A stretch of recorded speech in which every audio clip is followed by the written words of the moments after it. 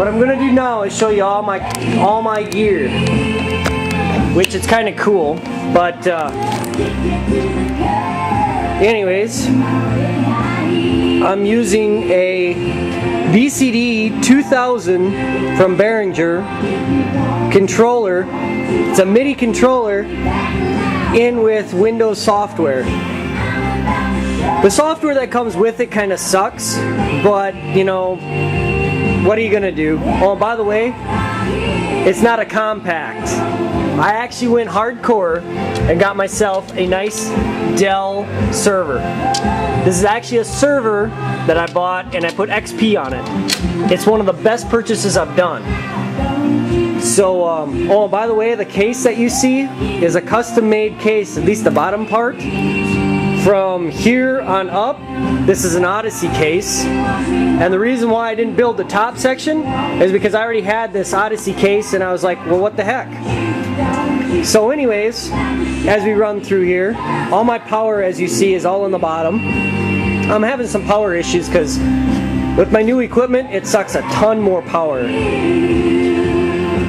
So then we'll move up. This is the old DMX controller I had with all my lights programmed in it. I still have it rack mounted just because, you know, if I do actually have a problem, I can just flip this on and it's good to go. Let's see if it will come on for me today. Oh, there we go.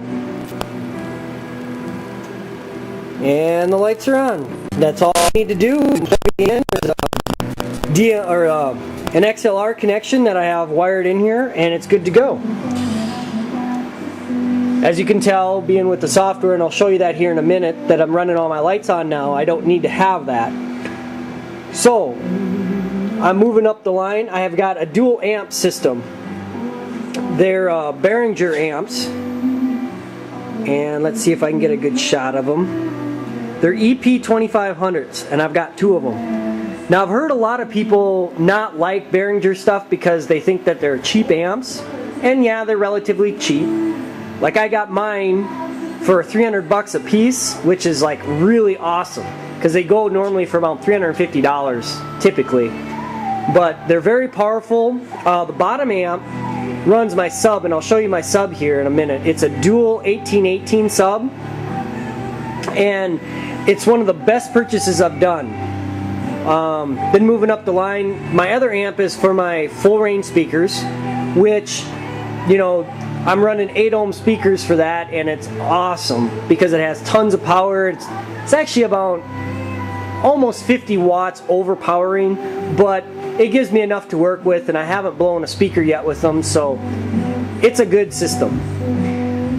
Okay, and as we're moving up, this here is my crossover for my sub. It'll take my left and right channels and put them into a single sub channel, and that's what I'm feeding my sub amp with. Other than that, that's the only thing I'm using that for because that has some other issues. I really don't care for it. It actually has a lot of issues when you're not running a full amp system for your highs, mids, and lows. And being that I just have a full and low, it doesn't work so well for the full range side of it. So I'm just using it for the bass.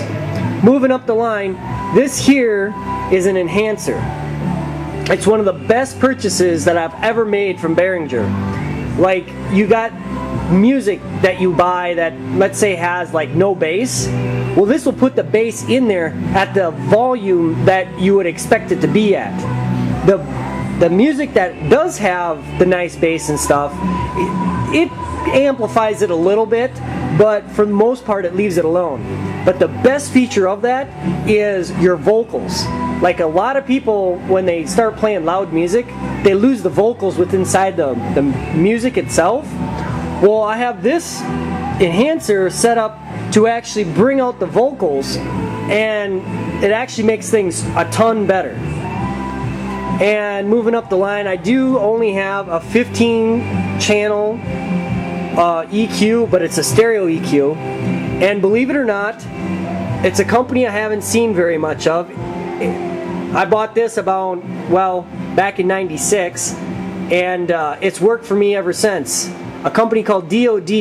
If you can find their equipment, it is like very awesome. I've never had a single problem with it. And as we move down here, I'll show you the models of the other ones that I have. This is the enhancer, and this is the crossover. And what I've done is I've run that into an older style PA mixer. And the reason why is because I wanted my 4 channels for my mics, which as you can tell I'm only using 1 right now. But I do a lot of stuff where I have corded and cordless microphones that I want to patch in. And I needed to have 4-channel mic system. That's why I went with a PA mixer, and I'm running another mixer to do my 2-channel mixing off of. So this is where my 2-channel BCD 2000 plugs into. And I've got a built-in sound card just for kind of background music and kind of stuff that I really don't give a crap about when I'm like setting up, or when I just am doing a continuous play type thing. Runs through that. This other system of wires you see here is actually my output into my DMX system.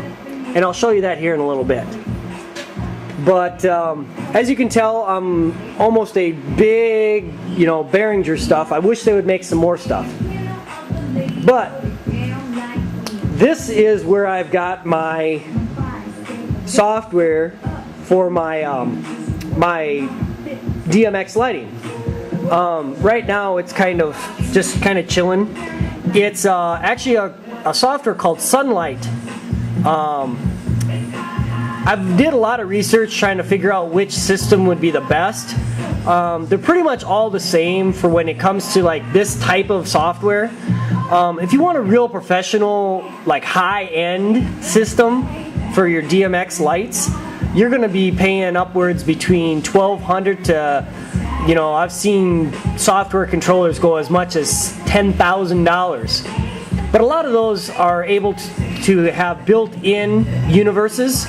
This will handle 15 universes, but it'll only handle 5 directly connected to the computer.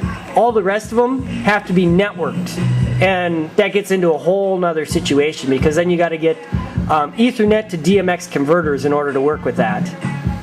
So what I've done is just basically gotten it's a BC512, I believe is the model number, and all it is this itty bitty box right here.